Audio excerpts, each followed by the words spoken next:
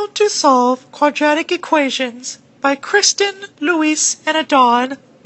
Alright, so I solved this equation by factoring and solving for the zeros. So first you want to see what multiplies to get you negative 42, but then adds to get positive 19. So I thought, well, a negative and a positive multiplied together, which still gives you a negative. So 21 times negative 2 gives you negative 42, but then when added together, it gives you positive 19. So you put x plus 21, and then x minus 2. Then you equal those to 0, and then so that gives you x equals negative 21, and x equals positive 2. Another way you can solve this is by doing the quadratic formula.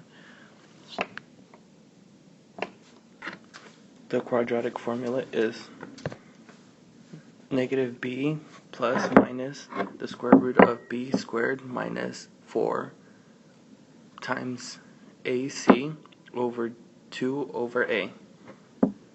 And this problem being 19b, plug it in as negative 19 plus minus the square root of 19 squared minus 4 times 1 times negative 42 over 2 times 1. Then your next step is negative 19 plus or minus the square root of 361 plus 168 over 2. Then is gonna simplify to negative 19 plus minus the square root of 529 over 2. Then in this last step you separate them and solve. My first answer was 2 and my second answer was negative 21. I did completing the box method. So what you will do is find what letters or numbers are going to get you x squared, and I came up with x and x.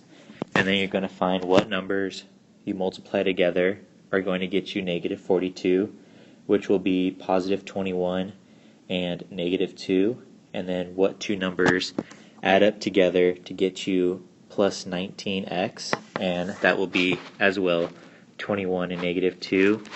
And when you add those together, when you get those numbers and you set them equal to 0, you'll find out that the x's are going to be negative 21 and 2.